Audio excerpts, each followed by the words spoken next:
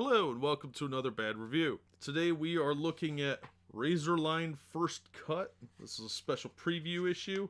It was a 75-cent cover price. It is listed as being issue 1, but there was never an issue 2, so it's a little bit of a moot point. And this is really just an introduction to the Razorline, which was characters created by Clive Barker that were supposed to have a superhero kind of bent.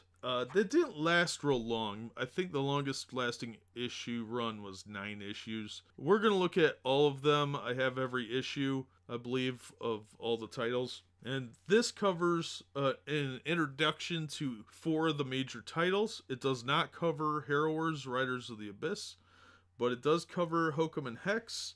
We get a little introduction to them. I think that's the longest one. And then we are also introduced to Saint Sinner, Hyperkind, and Ecto-Kid. Now, each one of these has an excerpt from the books and has a little essay written by Clive Barker himself. It looks like these are just out of the first issue, so there's really not anything too special here other than the little essays. So it's the little essays are kind of cool. Like there's one by Frank Lovis and in Hokum and Hex, and then one by Clive Barker, same thing. So we've got little introductions to each set of characters. It looks like by the artist and the writer, or Clive Barker at least, has one for each of them.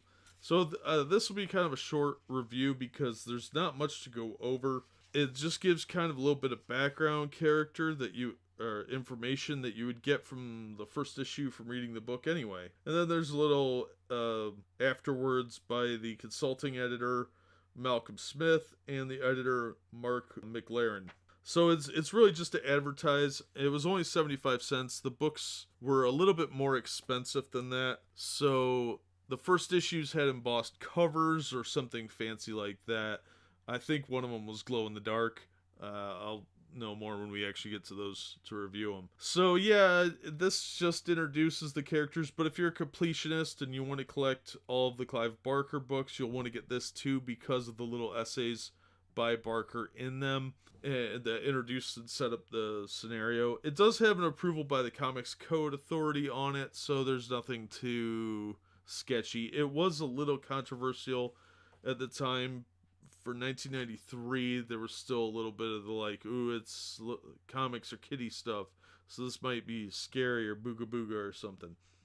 No, it's pretty tame. So, but the 75-cent cover price, you can find these still for like $1 or $2. I don't think they're ever going to be worth more than that. The characters had a small resurgence in, I think, 94, where there was 2 issues released. There was a one-shot of Ecto-Kid Unleashed and one of Hyperkind Unleashed. And that was it. The entire line's been done since then.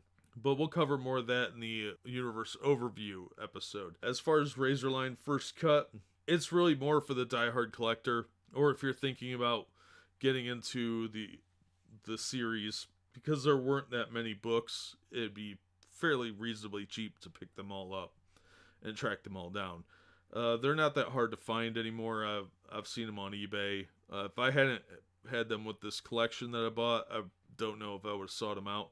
Some of the covers are pretty cool though, but we'll look at them here in the near future, and we'll start with Ecto-Kid, I think, and then go from there. So we'll see how it goes. But that'll do it for this one. Thanks for listening, and we hope to have you on the next episode.